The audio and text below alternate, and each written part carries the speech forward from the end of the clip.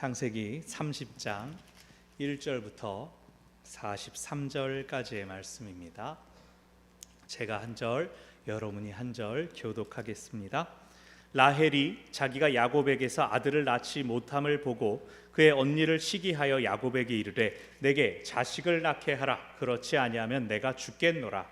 야곱이 라헬에게 성을 내어 이르되 그대를 임신하지 못하게 하시는 이는 하나님이시니 내가 하나님을 대신하겠느냐. 라헬이 이르되 내 여종 빌하에게로 들어가라. 그가 아들을 낳아 내 무릎에 두리니 그러면 나도 그로 말미암아 자식을 얻겠노라 하고 그의 시녀 빌하를 남편에게 아내로 주매 야곱이 그에게로 들어갔더니 빌하가 임신하여 야곱에게 아들을 낳은지라. 라헬이 이르되 하나님이 내 억울함을 푸시려고 내 호소를 들으사 내게 아들을 주셨다 하고 이로 말미암아 그의 이름을 다니라 하였으며 라헬의 시녀 빌하가 다시 임신하여 둘째 아들을 야곱에게 낳음에 라헬이 이르되 내가 언니와 크게 경쟁하여 이겼다 하고 그의 이름을 납달리라 하였더라. 레아가 자기의 출산이 멈춤을 보고 그의 시녀 실바를 데려다가 야곱에게 주어 아내로 삼게 하였더니 레아의 시녀 실바가 야곱에게서 아들을 낳으매 레아가 이르되 복되도다 하고 그의 이름을 가시라 하였으며 레아의 시녀 실바가 둘째 아들을 야곱에게 낳으매 레아가 이르되 기쁘도다 모든 딸들이 나를 기쁜 자라 하리로다 하고 그의 이름을 아셀이라 하였더라. 밀 거둘 때에 르우벤이 나가서 들에서 합 한 채를 얻어 그의 어머니 레아에게 드렸더니 라헬이 레아에게 이르되 언니의 아들의 합 한 채를 청구하노라. 레아가 그에게 이르되 네가 내 남편을 빼앗은 것이 작은 일이냐. 그런데 네가 내 아들의 합 한 채도 빼앗고자 하느냐. 라헬이 이르되 그러면 언니의 아들의 합 한 채 대신에 오늘 밤에 내 남편이 언니와 동침하리라 하니라. 저물 때에 야곱이 들에서 돌아오매 레아가 나와서 그를 영접하여 이르되 내게로 들어오라. 내가 내 아들의 합 한 채로 당신을 샀노라. 그 밤에 야곱이 그와 동침하였더라. 하나님이 레아의 소원을 들으셨으므로 그가 임신하여 다섯째 아들을 야곱에게 낳은지라. 레아가 이르되 내가 내 시녀를 내 남편에게 주었으므로 하나님이 내게 그 값을 주셨다 하고 그의 이름을 이사가리라 하였으며 레아가 다시 임신하여 여섯째 아들을 야곱에게 낳은지라. 레아가 이르되 하나님이 내게 후한 선물을 주신도다. 내가 남편에게 여섯 아들을 낳았으니 이제는 그가 나와 함께 살리라 하고 그의 이름을 스불론이라 하였으며 그 후에 그가 딸을 낳고 그의 이름을 디나라 하였더라. 하나님이 라헬을 생각하신지라 하나님이 그의 소원을 들으시고 그의 태를 여셨으므로 그가 임신하여 아들을 낳고 이르되 하나님이 내 부끄러움을 씻으셨다 하고 그 이름을 요셉이라 하니 여호와는 다시 다른 이들을 내게 더하시기를 원하노라 하였더라. 라헬이 요셉을 낳았을 때에 야곱이 라반에게 이르되 나를 보내어 내 고향 나의 땅으로 가게 하시되 내가 외삼촌에게서 일하고 얻은 처자를 내게 주시어 나로 가게 하소서. 내가 외삼촌에게 한 일은 외삼촌이 아시나이다. 라반이 그에게 이르되 여호와께서 너로 말미암아 내게 복 주신 줄을 내가 깨달았노니 네가 나를 사랑스럽게 여기거든 그대로 있으라. 또 이르되 내 품삯을 정하라. 내가 그것을 주리라. 야곱이 그에게 이르되 내가 어떻게 외삼촌을 섬겼는지 어떻게 외삼촌의 가축을 쳤는지 외삼촌이 아시나이다.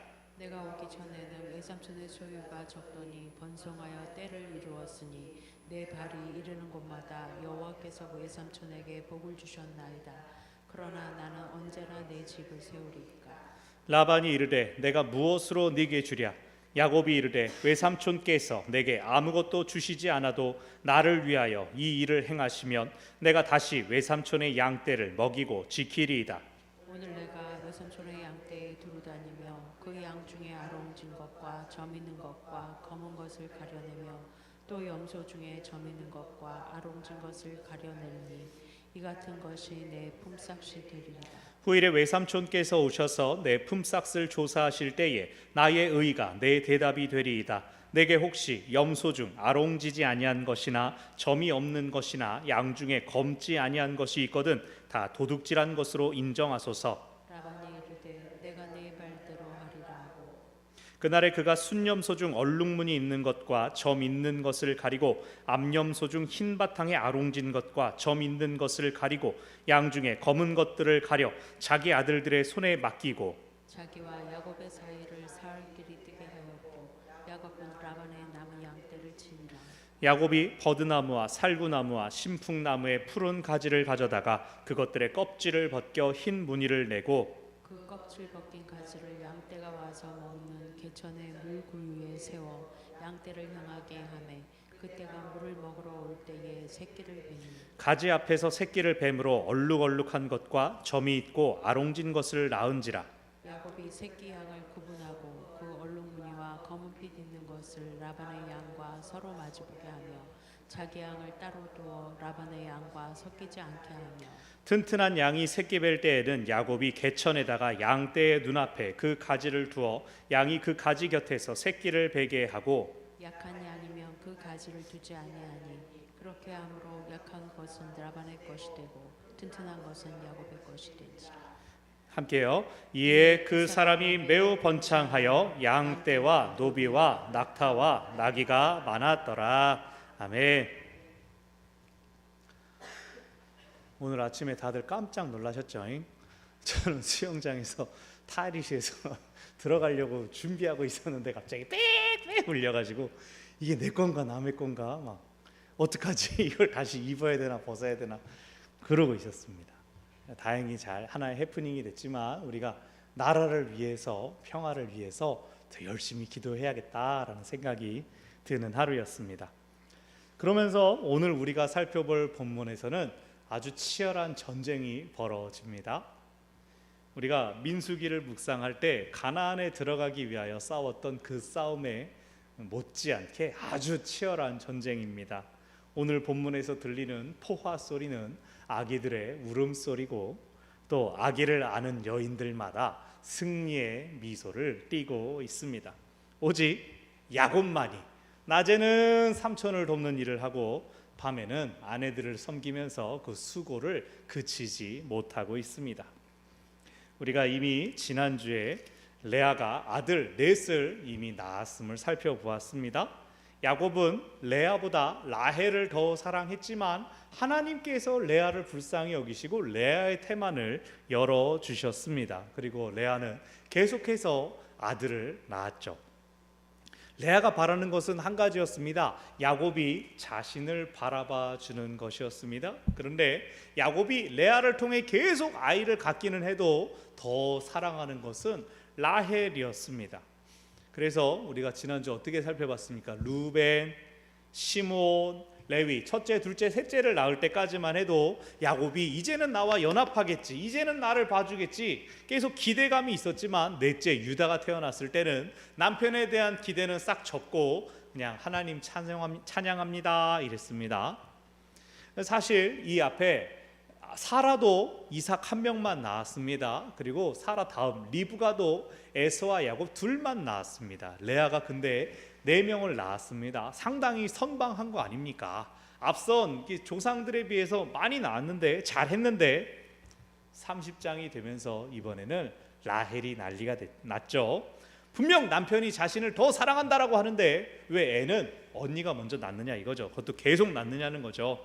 1절 내게 자식을 낳게 하라. 그렇지 아니하면 내가 죽겠노라. 나 죽겠다 지금. 나한테도 애를 낳게 해라. 내 알을 자기가 낳아야 되는데 내 알을 낳아도 옛날 개그 프로그램처럼. 2절에서 야곱이 이제 들으니까 화가 나는 거죠. 그거 하나님이 하시는 일이지 나보고 어떡하란 말이냐. 지난주에 우리가 분명히 보지 않았습니까? 제가 앞서 말씀드리지 않았습니까? 레아와 라헬 중에 야곱이 더 사랑하는 것은 라헬이죠. 라헬을 얻기 위하여 그렇게 긴 시간 수고하지 않았습니까? 속았던 7년 플러스 라헬을 위하여 7년 14년을 일해가지고 얻어낸 자신의 그 뜨거운 사랑입니다. 그런데 야곱과 라헬이 소통하는 첫 장면은 이렇게 싸우고 있는 거죠. 아이를 낳아라. 내가 어떻게 하냐 그러면서 싸우는 모습입니다. 사라와 또 리브가 앞서서 말씀드렸지만 하나 낳고 둘 낳기 위해서 얼마나 긴 시간들을 기다려야 했습니까? 근데 라헬은 더 짧은 시간이 지났을 뿐인데 눈에 보이는 언니에 대한 질투 때문에 자기도 화가 나지만 그렇다고 화풀이를 남편에게 하고 있는 것 하나님 보시기에 썩 아름다운 모습은 아닙니다. 언니하고 비교하니까 자기가 불행해지는 거죠. 근데 정작 언니 안에 무슨 고민이 있었습니까? 아이는 계속 낳고 있는데 나는 언제 사랑받는가 하는 그것으로 인해 자존감이 더욱더 바닥에 떨어져 가고 있었습니다. 이들이 이 레아와 라헬 둘 다 자기가 하나님께 부르짖었다라고 나중에 얘기를 하긴 하지만 이 과정 가운데에선 야곱을 탓하고 또 주변을 탓하는 그 모습들, 그래서 경쟁하기만 하는 그 모습들이 30장의 전체적인 정서 분위기를 형성합니다. 2절 내가 하나님을 대신하겠느냐, 이 말이 듣는 사람으로 하여금 정신이 번쩍 들게 하는 것이어야 합니다. 그러나 우리가 쭉 읽은 것처럼 아무도 맞아, 하나님이 하셔야지, 하나님이 주셔야지, 우리 선조들을 생각해보자, 하나님을 기다리자, 아무도 그렇게 하지 않습니다. 계속적인 인간적인 방법들을 추구하면서 어떻게든 자신의 목적을 달성하기 위해 애씁니다. 심지어 야곱조차도 그럽니다. 야곱조차도 자녀들을 낳는 것에 대해서는 그렇지 않지만 그 자신도 후반부에 재산을 늘리기 위해서 인간적인 방법들을 사용하죠. 자, 라헬이 어떻게 합니까? 자기 여종을 남편에게 첩으로 주고 대리모를 삼습니다. 그래서 야곱이 빌하와 동침하자 바로 빌하가 임신을 합니다. 바로 아들을 낳습니다.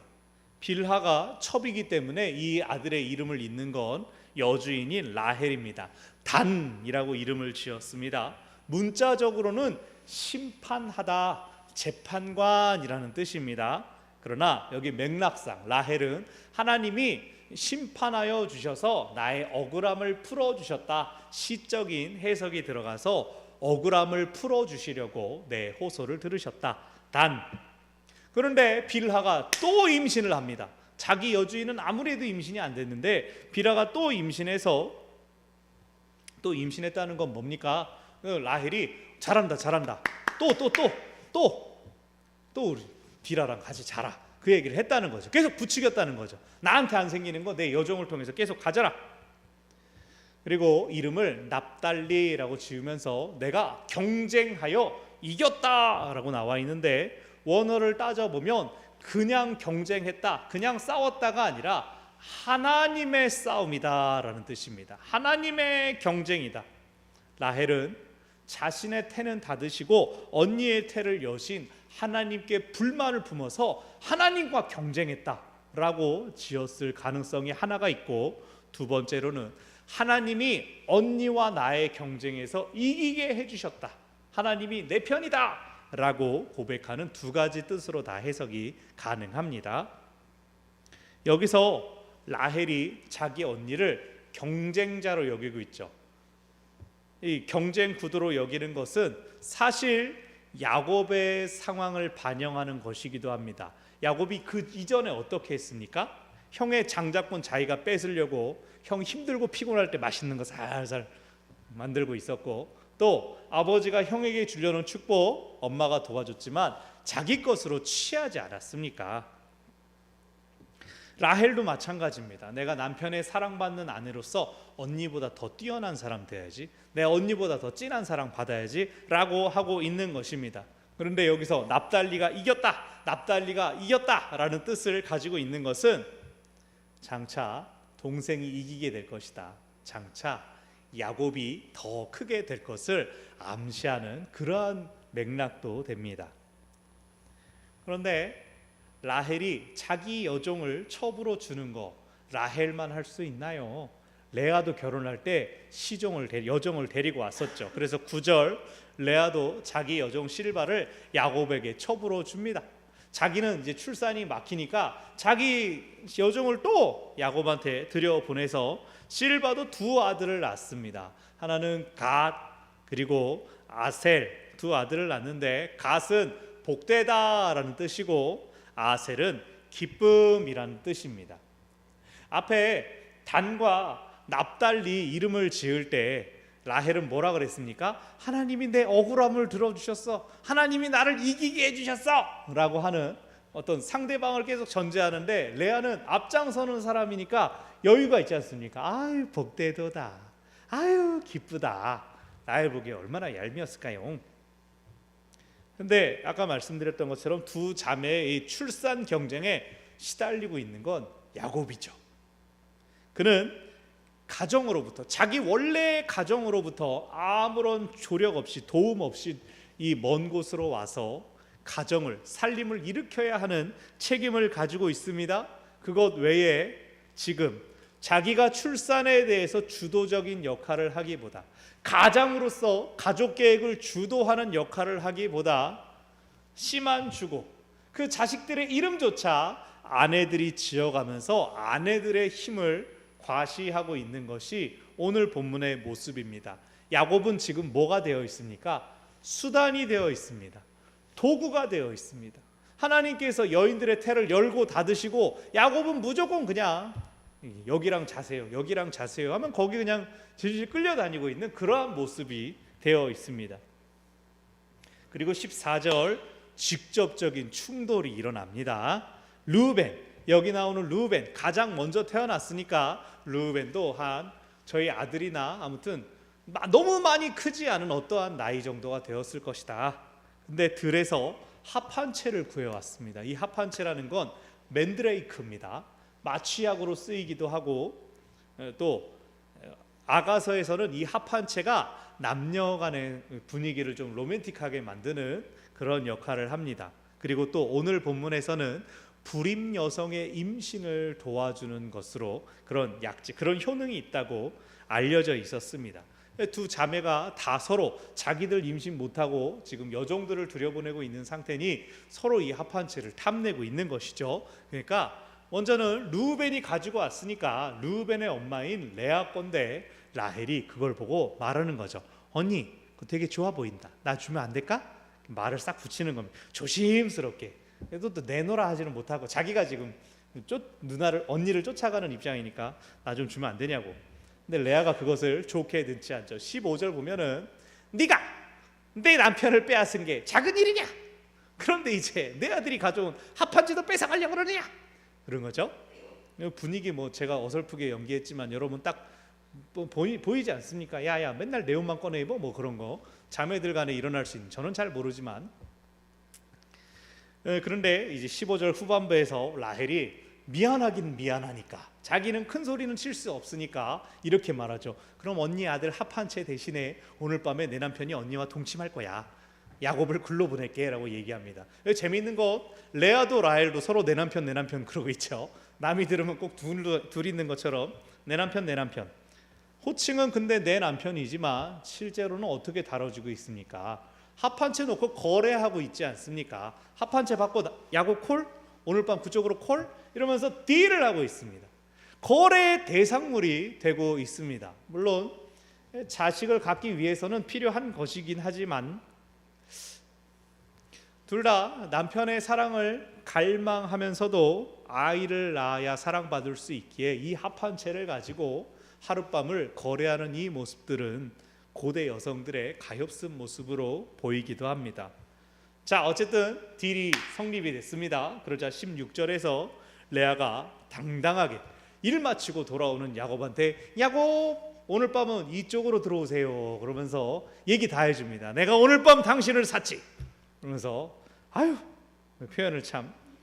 야곱하고 동침했는데 세상에 또 한 번의 레아의 태를 하나님께서 열어주셨네. 18절에서 시녀 실바를 야곱에게 준 값을 하나님께서 치러주셨다라는 뜻으로 이사갈이라는 이름을 지었습니다. 실바가 낳았던 갓, 아셀, 그로 인한 복됨, 즐거움이 있긴 했지만 레아는 사실 자기 몸에서 또 태가 열리게 되니까 더 기뻐하는 것이죠. 그런데 하나님이 너무 많이 열어주셨는가 봐요. 세상에 6째를 낳게 됩니다. 20절 이제는 그가 나와 함께 살리라. 6 아들을 낳아줬으니 이제는 나랑 살겠지. 거함이라고 하는 뜻 스불론입니다. 셋째 레위를 낳으면서 레아가 이렇게 말했죠. 이제는 그가 나와 연합하리라.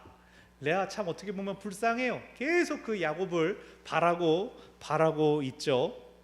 레위를 낳았을 때도 자기 뜻대로 야곱이 자신과 연합하진 않았습니다. 하지만 레아는 그땐 셋이고 이젠 여섯인데 이 정도면 오겠지라는 낙관적인 기분이 들었을 겁니다. 자기 몸에서 여섯, 자기 여종에서 둘, 8명을. 거기다가 21절 딸도 나왔습니다. 세상에, 아들 말 쭈찔이 낳다가 딸이 태어났으니 얼마나 이뻤을까요? 근데 되게 이례적입니다. 딸 낳은 이야기 플러스 딸의 이름까지 나와 있습니다. 디나라는 이름이 나오는데, 디나의 뜻은 심판 혹은 편들다, 옹호하다라는 뜻입니다. 이것은 디나가 뒤에 34장에서 겪을 일을 암시하는 것이기도 하고, 또 그 사건이 있기 때문에 디나가 태어난 일이 여기 남겨져 있는 것이죠.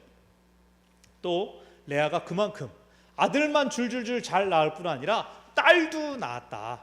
그리고 아마 학자들은 디나 외에 또 다른 딸들이 있었을 것으로 추정을 합니다. 라헬은 정말로 딱 요셉 낳고 베냐민 낳고 둘밖에 없었기 때문에 아마도 레아나 혹은 여종들의 몸에서 다른 딸들이 태어났을 것이다. 그리고 드디어 22절에서 하나님이 라헬을 생각하셨습니다. 하나님께서 라헬의 소원을 들으시고 태를 열어주셔서 아마 결혼 후로부터 한 7년 남짓 지났을 것으로 생각합니다. 요셉의 이름, 요셉이라고 이름을 지었습니다. 두 가지 뜻을 가지고 있었습니다. 23절, 하나님께서 나의 부끄러움을 씻어주셨다라고 하는 어떤 시적인 자신의 감정을 담아있는 그 이름입니다. 라헬 보기에도 요셉이 얼마나 이뻤겠으며, 우리가 나중에 보겠지만 야곱도 요셉을 아주 이뻐하죠. 왜요? 자기가 정말로 가장 많이 사랑했던 여자에게서 태어난 아들이기 때문에. 또 24절, 다른 아들을 내게 더하시기를 원하노라, 더함이라는 뜻의 요셉이라고 이름을 지었습니다. 그리고 그 원하는 대로 다른 아들 베냐민이 후에 태어나긴 하지만 베냐민을 낳으면서 라헬은 죽게 되죠. 사실 레아가 덜 사랑받는 결정적인 이유가 있습니다. 뭡니까? 사기 결혼을 했잖아요. 라반과 레아가 야곱을 속여서 첫날 밤에 신부를 바꿔치기 해서 들어갔습니다. 그러니 솔직히 야곱 입장에서 첫날 밤에 놀라긴 했지만 이제 당신과 사랑에 빠졌어, 그게 되겠습니까? 근데 하나님께서 그 레아를 불쌍히 여기셔서 많은 자녀를 낳을 수 있게 해주셨습니다. 정작 야곱의 사랑을 더 많이 받은 라헬의 태는 쉽게 열리지 않았고, 그로 인해 자매들이 어떻게 했습니까? 자기 하녀들, 여종들까지 동원해가지고 출산 경쟁을 벌였습니다. 결과적으로는 많은 후손들이 생겼지만 그 형제들 간에 또 얼마나 많은 갈등들이 있었습니까? 그리고 이 아들들이 예쁘게 이름 지어진 대로 그 이름 뜻대로 또 아름답게 살았습니까? 전혀 그렇지 않습니다. 이 12아들들 하나하나 놓고 보면 참 이런 아들들이 없었다 싶을 정도로 못된 일들도 많이 있었습니다. 근데 그도 그럴 것이 왜 그렇습니까? 아버지는 속이는 자였습니다. 어머니는 싸우는 어머니들이었습니다. 그로부터 보고 자란 것들이 그 모습들이니, 우리에게 주는 메시지가 뭡니까? 사람은 하나님의 은혜로만 살 수 있다. 우리가 자녀들에게 아무리 좋은 것 주려고 해도 생각지도 못한 것들, 나의 좋고 아름다운 모습들만 자녀들에게 흘러가는 것이 아니라 나의 부족함과 연약함까지 어느새 우리 자녀들에게 흘러가는 것이죠. 제가 지금 저희 아이들이 신나게 놀고 있으니까 드리는 말씀인데, 아들을 낳기를 되게 걱정을 하고 두려워했어요. 저를 닮은 녀석이 날까봐. 저희 집이 아들만 둘 있는 집인데 제가 우리 부모님 속을 엄청 썩혀드렸고, 대놓고 반항한 것 플러스 제가 속으로 품었던 나쁜 생각들이 있기에 제가 아들을 낳으면 나 이거 그대로 당하겠다, 어떡하지 솔직히 너무 걱정도 많았고 그랬어요. 아들 낳고 나니까 이제 저희 아내는 너무 애가 막 너무 이쁘고 막 그래가지고 막 물고 빨고 끼고 그러는데, 저는 사실 처음 아들을 볼 때 조금 불안하고 염려되는 마음, 나랑 똑같이 크면 안 되는데. 그래서 이제 한 10년 정도 키우고 나니까 딸이 저랑 똑같은 겉모습이 되고, 아들 안에 저의 속 모양이 있는데 잘 다듬어줘야죠. 기도하면서 오늘 본문은 저한테도 경각심을 일으킵니다. 뭐 제가 뭐 8명 낳고 뭐 이러진 않지만 저 둘 있는 녀석들 잘 집중해서 좋은 거 흘려보내기를 힘쓰면서 무엇보다 내 뜻과 내 생각대로만 되는 것이 아니라 하나님의 은혜가 저 아이들에게 흘러가야지 그 마음을 먹고 있습니다. 그리고 그 25절부터는 이제 가정 외적으로 야곱이 자기 가정의 재물을 늘려가는 이야기가 나옵니다. 사랑하는 라헬이 아들을 낳자 야곱이 이제는 돌아가야겠다, 이제는 돌아가도 된다, 어머니 제 아내입니다, 요거 자랑해야지. 가기로 마음먹고 25절 26절에서 라반한테 갑니다. 라반은 외삼촌이자 장인 어른 아닙니까? 그런데 이제 가봐야 될 것 같습니다 라고 부탁하지 않습니다. 나로 가게 하소서 당당하게 얘기합니다. 왜 그렇습니까? 야곱 안에 아직도 앙금이 남아있는 거예요. 나 속여서 결혼시키고 내가 7년 일한다 그랬는데 14년을 일하게 만들었지, 나 이젠 갈 거야, 라헬이 아들 낳았으니까 나 이제 가도 돼 라고 한 겁니다. 근데 라반이 야곱을 보내주지 않습니다. 27절 그냥 있어라, 그대로 있어라 라고 말하는데 그냥 말하지 않습니다. 여호와께서 너로 말미암아 내게 복을 주셨구나, 네가 나를 사랑하거든, 그대로 있으라, 떠나면 나 사랑하는 거 아니야. 이게 오늘 말로 가스라이팅 아닙니까? 사랑하면 있는 거지, 이런 식으로 얘기를 하는 겁니다. 그러면서 그냥 있지 말고 이제 품삯 정하자, 결혼 지참금 끝났으니까 이제 일당을 줄 테니까 있어라. 근데 야곱 입장에서 어떻습니까? 7년은 속아서 일했잖아요. 이거는 쳐줘야 되는데 이제 와가지고 품삯 정하라고 하니 속이 열불이 나죠. 그러니까 사실 26절에서 굉장히 정중하게 얘기한 겁니다. 나를 보내주셔서 나 갑니다 라고 했을 뿐 아니라 내가 외삼촌 위해서 일한 거 아시죠? 내가 속았는데 그냥 일했습니다 라고 말했습니다. 근데 여기다가 뭐 사랑하면 있고 뭐 이런 얘기를 하니까 야곱이 이제 뻥 터진 겁니다. 29절 30절에서 내가 지난 시간에 어떻게 섬겼는지 외삼촌 아시죠?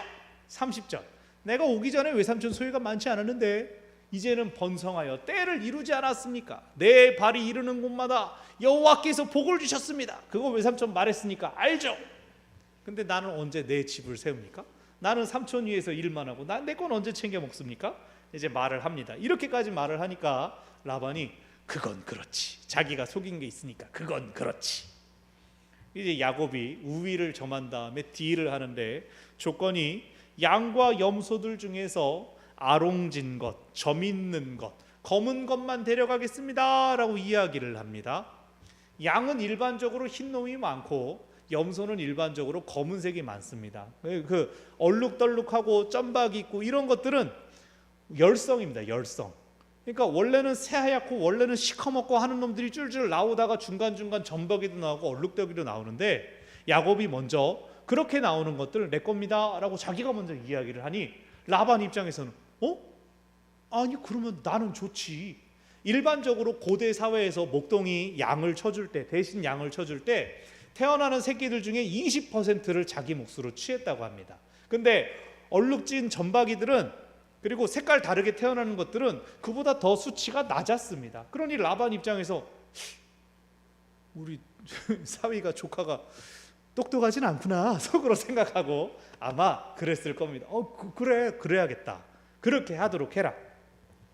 딜을 했습니다. 그렇게 한 다음에 이제 라반이 못내 들어주는 척 34절 네 말대로 하리라 라고 하면서 35절 조치를 취합니다. 자기 짐승 떼 중에서 미리 얼룩한 놈, 점박이 있는 놈, 색깔 다른 놈들은 미리 뗀 다음에 아들들한테 야 이거 너네들 챙겨가지고 3일길 멀리 떨어지게 해라. 야곱 곁에서 그놈들이 새끼치지 못하게 해버려라. 야곱한테는 새하얀 거, 시커먼 놈으로만 딱 보내는 겁니다. 그 유전적으로 나타나지 않게끔 3일길을 띄워놓아서 못 보게 합니다. 여기 기본적으로 깔려있는 전제는 뭐냐면 양들이, 염소들이 뭘 보느냐에 따라 자기가 원하는 걸 낳는다는 거예요. 그래서 근데 야곱은 사실 이걸 원했습니다. 그 라반의 아들들이 자기로부터 떨어지는 걸 기다리고 있었어요. 라반이 무엇을 합니까? 37절에서 버드나무와 살구나무와 신풍나무를 취했다. 우리가 이 나무 다 알지 못해도 됩니다. 그냥 겉에 색깔이 있는 나무들을 취했다는 거예요. 그래서 겉껍질을 벗겨서 하얀 부분이 드러나게 했다. 무슨 말씀인지 아세요? 이렇게 칼집을 내 가지고 얼룩얼룩하게 만든 거예요. 그래서 그것을 양들이 물 마실 때, 양들이 교미할 때 그걸 눈앞에다 이렇게 펼쳐주는 겁니다. 이건 좀 우리 시대로서는 좀 이해가 안 되지만 양들이 물을 먹으면서 얼룩덜룩한 게 있으니까 왠지 점박이 낳고 싶다 이렇게 생각을 한다는 거예요. 양들이 분위기를 알록달록하게 해주면 양들이 왠지 우리 새끼가 얼룩달룩할 것 같은데 그렇게 했다는 거예요. 우리는 진짜 우스운 일이지만 야곱 딴에는 요 꾀를 부려가지고 또 삼촌의 아들들이 떨어진 사이 자기 혼자 마음대로 그렇게 했다는 거죠. 그랬을 뿐 아니라 특별히 건강한 양들이 물 먹고 관계할 때 그거 앞에다 쫙 펼쳐놓고 막 샤라라 이러고 비실비실한 놈들 있으면 딱 일부러 싹 치워놓고 깨끗하게 아마 하얀 도화지 보여지고 막 시커멓게 눈 가리고 했을 거예요. 그렇게 했답니다. 우리는 이해가 안 되지만 어쨌든 그렇게 했는데 그게 통했답니다. 세상에. 43절 42절 그렇게 함으로 약한 건 라반의 것이 되고 튼튼한 것은 야곱의 것이 되었다. 그래서 43절 매우 번창하여서 양떼와 양하고 염소는 많아졌는데 노비와 낙타와 나귀까지도 어떻게 자기가 또 다 취했나 봐요. 그러니까 야곱이 기본적으로는 수완이 있는 사람이다라는 걸 드러내는 게 후반부의 얘기죠. 이제 야곱은 진짜로 돌아갈 준비가 끝났습니다. 사실 여기서 그냥 재밌게 나뭇가지 조금 알랄랄라 한 것처럼 보였지만 이 시간이 6년이 지났습니다. 대충 야곱이 이동안 얼마나 억울한 일들을 잔뜩 당한 얘기를 또 나중에 아내들한테 토로하죠. 자, 오늘 본문 좋게 보면 베델에서 하나님께서 그를 만나 주셔서 약속하신 것들이 다 이루어졌습니다. 재산이 많아졌고 자녀들이 많아졌습니다. 결과적으로는 아주 좋습니다. 근데 여러분 30장 쭉 훑어보는 과정은 어땠습니까? 아까 말씀드렸듯이 아내들 간에 경쟁하고 다투는 모습들이 그 아들들에게 고스란히 흘러갔습니다. 정실에게서 자라는 아들들이 처백에서 난 아들들, 형제들을 무시하고 조롱합니다. 요셉은 아예 그냥 미움을 몰빵받아서 팔려버렸죠. 이 아들들 그 이름대로 된 경우 거의 없습니다. 그냥 자기 사는 대로 막 삽니다.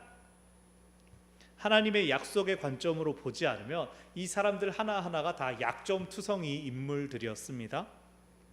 자, 야곱이 라반을 어쨌든 섬길 때는 성실하게 섬겼습니다. 그런데 라반이 거기에 만족하지 모르고 감사하지 않고 더 이용해 먹으려고 합니다. 야곱을 더 뽑아 먹으려고 합니다. 이것은 후에 뭘로도 연결되냐면 바로가 이스라엘 백성을 쉽게 놓아주지 않는 그 모티브로 연결이 됩니다.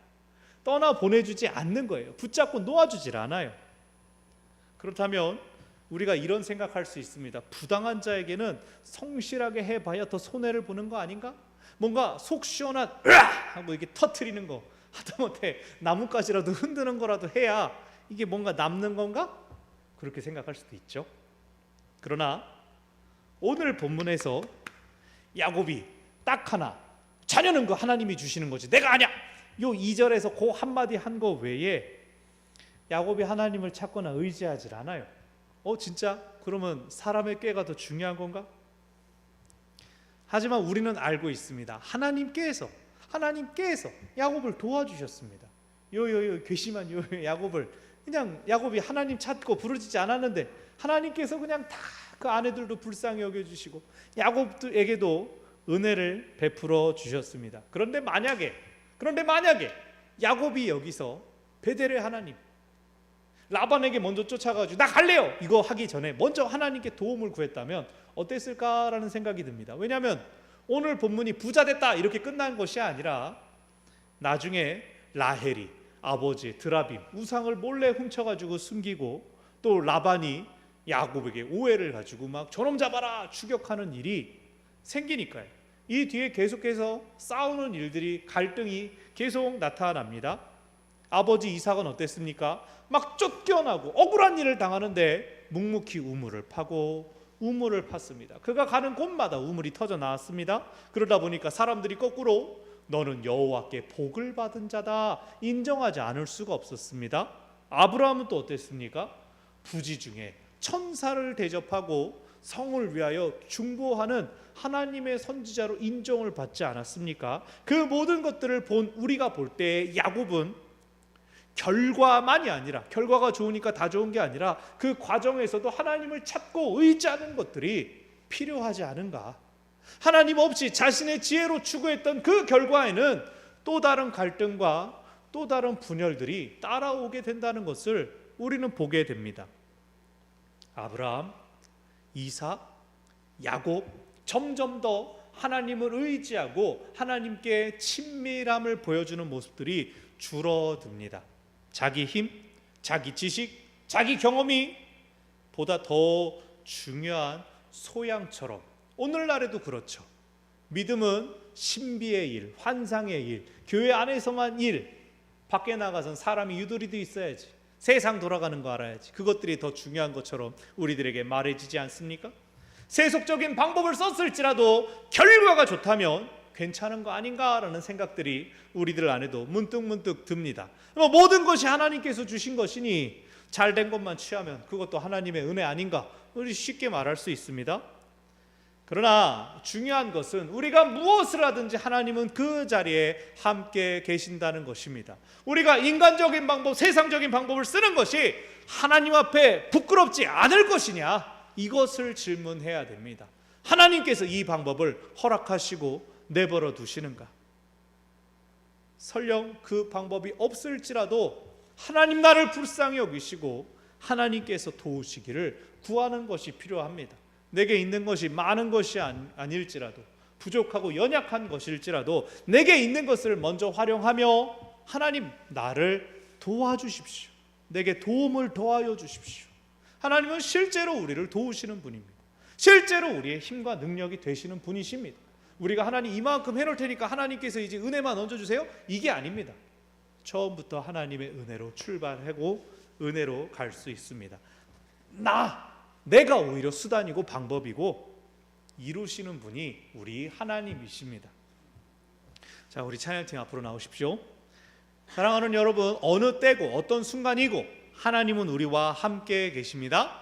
우리가 주일날만 예배드릴 때에만 하나님 앞에 나오는 것이 아니라 매일매일 하나님 앞에 기도하고 하나님과 동행하지 않습니까? 하나님은 우리의 결과, 과정에서부터 쭉 함께 하시면서 우리에게 은혜를 베풀어 주십니다. 우리의 강함을 아시지만 우리의 약함도 하나님은 다 헤아려 아십니다. 하나님은 우리의 기쁨과 감사 가운데 함께 하시지만 또한 슬픔과 좌절, 낙심 가운데에도 하나님은 우리와 함께 하십니다. 모든 것을 아시는 하나님께서 우리와 동행하시며 우리를 인도하여 주심을 기억하고 하나님과 동행하는, 하나님을 더욱더 의지하는 저와 여러분 되시기를 바랍니다. 우리 지난 주일이 성령 강림절이었습니다. 성령이 오셨습니다. 성령께서 우리 가운데 오셔서 연약하고 부족한 우리들에게 힘을 주시고 능력을 더하십니다. 이 시간 우리 성령이 오셨네 함께 찬송하고 기도하겠습니다.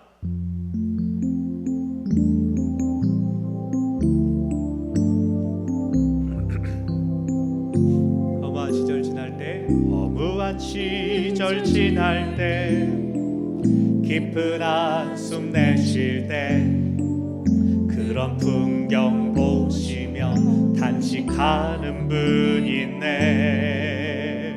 고와 같이 너희를 버려두지 않으리. 내가 너희와 영원히 함께하리라. 성령이 오셨네, 성령이 오셨네. 내 주에 보내신 성령이 오셨네. 우리 인생 가운데 주님 찾아오셔서 그 나라 꿈꾸게 하시네. 2절입니다. 억눌린 자 갇힌 자, 억눌린 자 갇힌 자, 자유함이 없는 자, 피난처가 되시는 성령님 계시네. 주의 영이 계신 곳에 참 자유가 있다네. 진리의 영이신 성령이 오시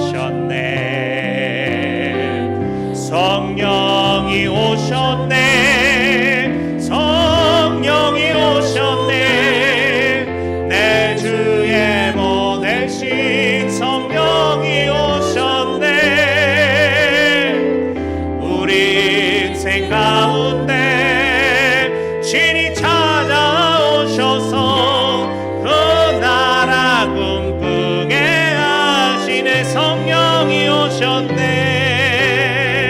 성령이 오셨네. 성령이 오셨네.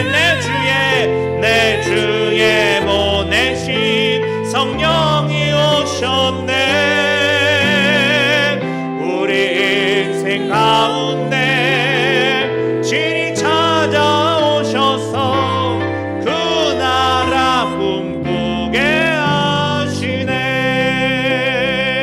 우리 이 시간 함께 기도합시다. 우리 가운데 오신 성령님, 우리로 하나님의 함께하심 늘 기억하게 하시고 하나님께서 기뻐하시는 삶 살아갈 수 있도록 우리를 도와주십시오. 인도하여 주십시오. 주님의 말씀 떠오르게 하여 주십시오. 함께 소리내어 기도하겠습니다.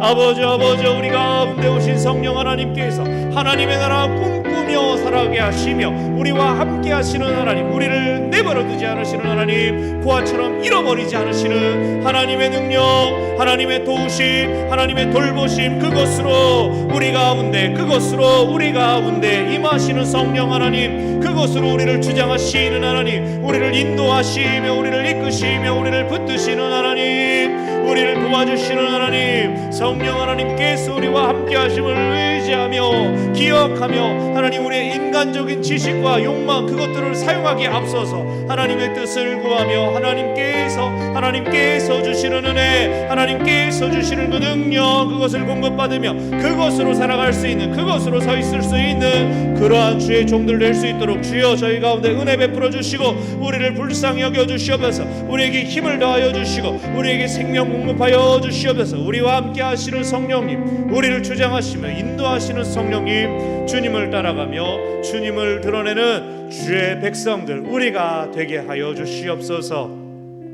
주님 고맙고 감사합니다. 우리의 힘없고 약함을 허물하지 않으시고 우리에게 변함없는 은혜 베풀어 주시는 주의 능력 우리가 다시금 오늘도 기억하며 성령을 힘입어서 저희 삶의 자리로 나아갈 때 하나님 우리와 동행하여 주시고 저희를 인도하여 주시옵소서. 저희 육신과 영혼에 새 힘을 공급하여 주시고 저희의 삶을 통하여 살아계신 하나님, 하나님의 능력 주심을 경험케 하여 주시옵소서. 감사드리며 예수님의 이름으로 기도합니다. 아멘. 주기도문으로 기도에 마칩니다. 하늘에 계신 우리 아버지, 아버지의 이름을 거룩하게 하시며 아버지의 나라가 오게 하시며 아버지의 뜻이 하늘에서와 같이 땅에서도 이루어지게 하소서.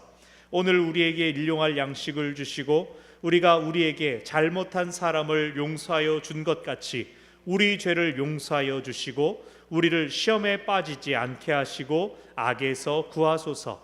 나라와